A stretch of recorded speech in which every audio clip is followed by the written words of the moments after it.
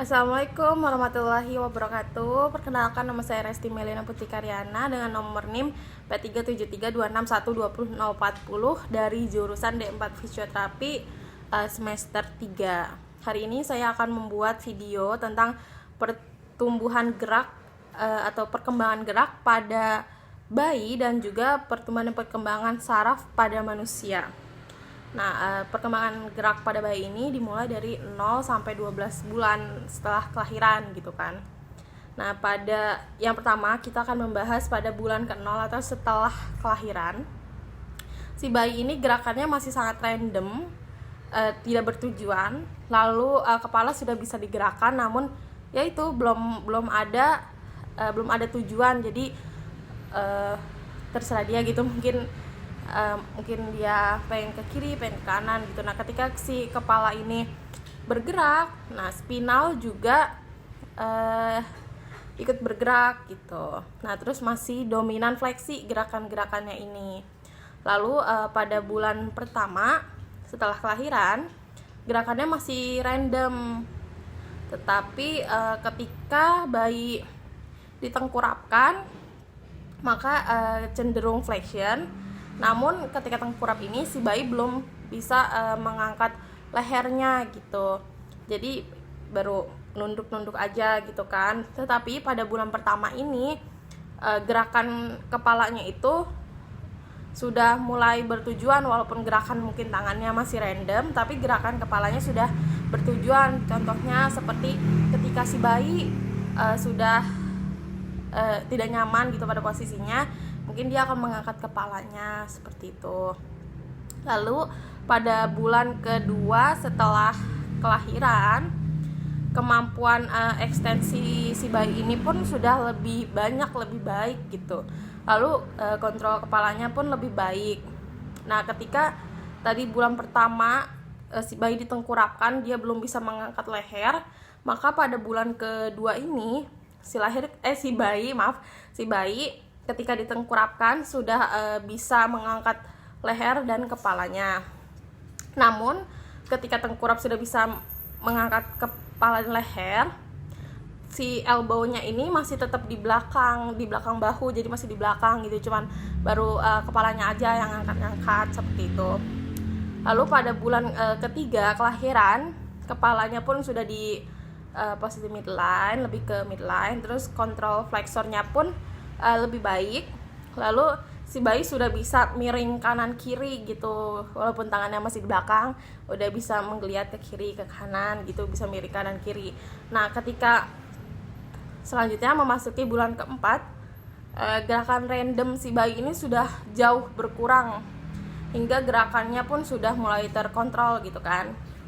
Nah, jadi ketika bulan ketiga dia sudah bisa miring-miring, bulan keempat ini elbow-nya si bayi sudah berada di depan gitu, sudah berada di depan. Lalu juga kan dia udah bisa miring-miring ya tadi di bulan ketiga. Nah, di bulan keempat ini dia sudah bisa berguling, jadi dia udah terlentang atau tengkurapnya sudah sendiri gitu, nggak usah butuh bantuan orang lain. Terus tangannya dia sudah bisa menumpuk di dada seperti ini. Lalu kakinya pun sudah mulai memberikan dorongan gitu, dia bisa menumpukan di kaki gitu, udah ada kekuatan lah di kaki seperti itu. Lalu pada bulan kelima, tadi kan pada bulan keempat tangannya sudah ada di dada, terus kakinya sudah bisa mendorong gitu, memberikan tumpuan lah, memberikan kekuatan di kaki. Nah, pada bulan kelima ini si bayi sudah mulai bisa berputar, karena kan tadi tangannya sudah sini ya gitu. Si bayi mulai mendorong kakinya gitu kan, lalu akhirnya menciptakan gerakan memutar.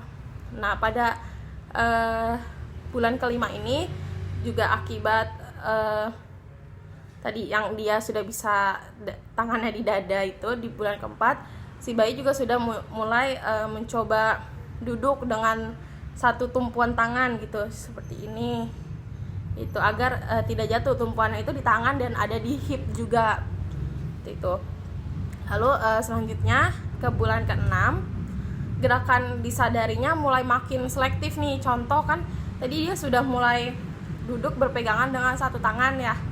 Nah ketika mungkin tangan kirinya berpegangan, tangan kanannya akan mengambil barang gitu, mengambil barang yang dia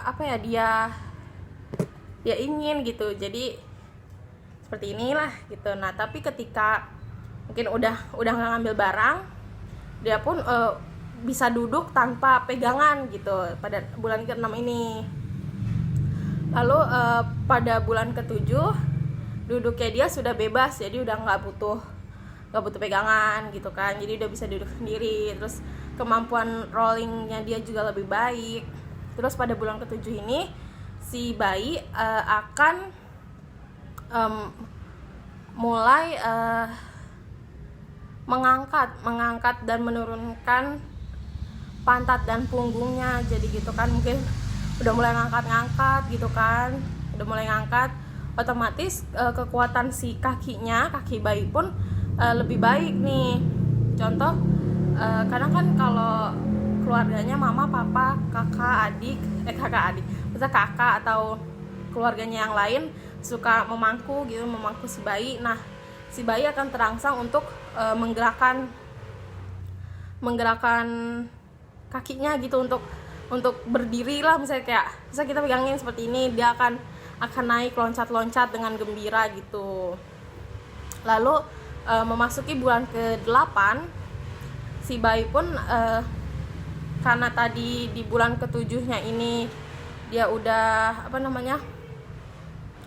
sudah bisa duduk dengan bebas, maka pada bulan ke-8 ini dia udah mulai merangkak atau mengesot di lantai gitu kan, karena duduknya udah tetap gitu, udah nggak butuh bantuan lagi, maka dia akan explore dengan tangannya, udah mulai merangkak gitu.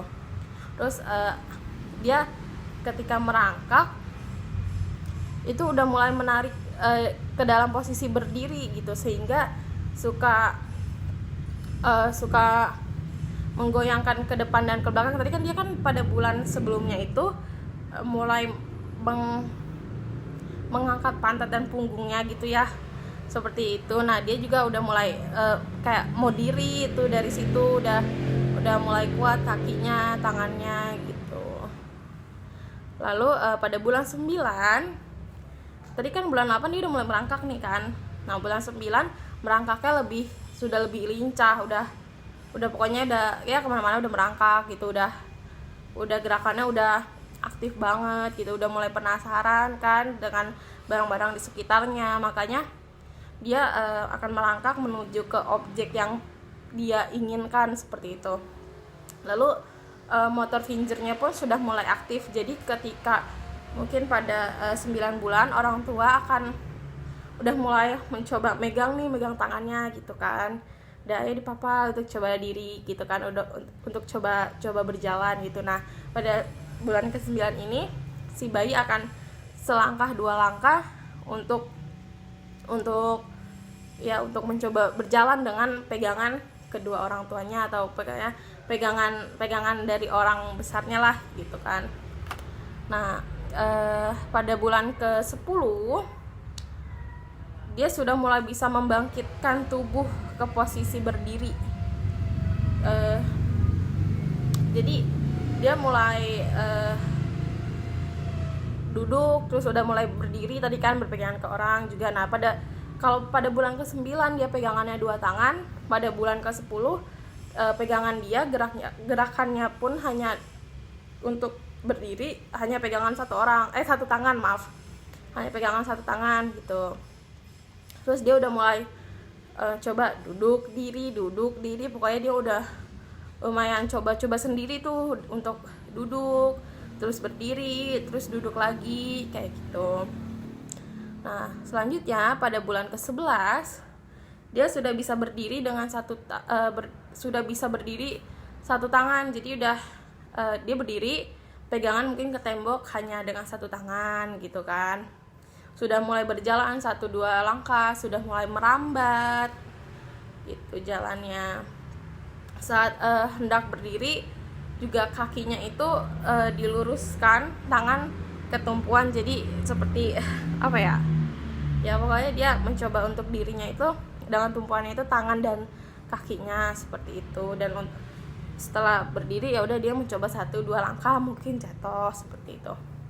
Lalu pada bulan ke-12 si bayi ini sudah siap nih untuk jalan. Karena apa? Karena dia berdiri pun sudah bebas gitu, maksudnya udah mungkin tanpa bantuan lagi, bantuan orang kah, atau udah tinggal jongkok gitu. Kayak bayi kan jongkok langsung berdiri gitu, nggak usah tumpuannya dari tangan atau dari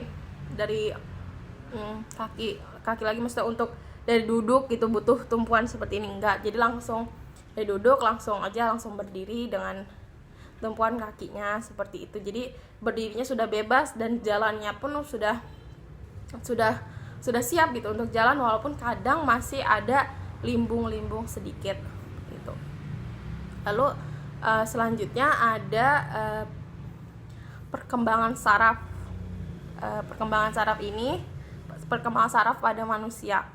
Nah, awalnya itu terbentuknya sel saraf manusia bermula dari masa embrio. Jadi pada masa embrio ini ada tiga lapisan embrio, yaitu ada endoderm, yaitu lapisan dalam, ada mesoderm, ada lapisan tengah, dan ada ektoderm, yaitu lapisan luar. Nah, dari lapisan luar ini si sel saraf pun akan terjadi. Jadi lapisan ektoderm nantinya akan menjadi sel saraf. Nah, prosesnya itu secara gambaran singkatnya itu pada usia 3-4 minggu akan terjadi tabung saraf. Lalu pada usia 5-10 minggu kehamilan akan ada fase prosencephalon. Lalu pada minggu ke-8 hingga ke-18 kehamilan akan terjadi proliferasi, dan pada minggu lebih dari 25 minggu akan terjadinya pembentukan glia, apoptosis, arborisasi, terus sinaptogenesis gitu. Nah, kalau apoptosis itu ketika sel akan mati jika tidak adanya rangsangan gitu. Dan selanjutnya pada minggu ke-40 yaitu akan adanya fase myelinisasi. Nah, mungkin lebih lengkapnya penjabarannya, yaitu yang pertama ada fase neuralisasi, yaitu dari ektoderm, dari yang lapisan ektoderm, yaitu lapisan embrio yang terluar, jika bakalnya sel saraf berbentuk pipi. Jadi dia akan berbentuk pipi atau biasa disebut lempengan saraf, yang terjadi pada hari ke-20 setelah pembuahan atau pada masa pertumbuhan dan perkembangan embrio. Selanjutnya pada minggu keempat akan terjadinya tabung saraf yang akan membentuk cerebrum. Lalu pada minggu ke-6 si sarafnya itu akan berkembang. Perkembangan saraf akan membentuk 7 bagian utama, yaitu cerebrum, diencephalon, midbrain, cerebellum, pons, medulla oblongata, dan juga medulla spinalis seperti itu. Lalu selanjutnya ada fase proliferasi. Nah, fase proliferasi ini terjadinya itu pada minggu ke-11. Nah, yaitu terjadinya pembesaran pada cerebrum hingga menyelubungi diencephalon, midbrain, dan juga pons. Lalu selanjutnya pada bulan ke-3 sampai ke-5 kehamilan di zona ventricle dan subventricle terjadi proliferasi dengan pembelahan sel stem. Lalu ada fase migrasi.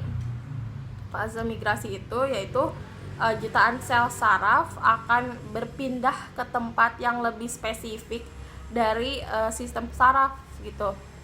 Dari sistem saraf pusat. Fase ini dimulai dari minggu ke-16, berarti bulan ke-4 kehamilan hingga akhir bulan ke-6 kehamilan. Lalu selanjutnya yaitu ada fase organisasi, yaitu terjadi pada bulan ke-5 kehamilan sampai beberapa tahun setelah kelahiran. Jadi pada bulan ke-5 pada bulan 5 kehamilan sampai dari bulan ke-5 kehamilan sampai beberapa tahun setelah kelahiran gitu. Jadi dari masih hamil sampai lahiran gitu, sampai anaknya udah beberapa tahun, fase organisasi ini tetap terjadi. Nah, pada bulan ke-6 si lempeng korteks ini sudah memiliki komponen sel saraf yang lengkap. Lalu tadi kan sebelumnya ada proses fase mielinisasi, yaitu fase setelah 40 minggu, berarti kan 40 minggu kehamilan, berarti itu kira-kira mungkin setelah bayi lahir gitu ya. Kalau biasanya kan bayi lahir itu antara minggu ke-36 sampai ke minggu 40 minggu gitu kan. Nah, jadi mielinisasi ini terjadi pada mungkin setelah kelahiran gitu. Nah, mielinisasi ini apa sih? Yaitu pematangan sel saraf nih. Pematangan sel saraf ini puncaknya sampai si bayi ini mencapai usia 1 tahun kelahiran, seperti itu. Mungkin cukup sekian dari saya. Kurang lebihnya mohon maaf. Wassalamualaikum warahmatullahi wabarakatuh.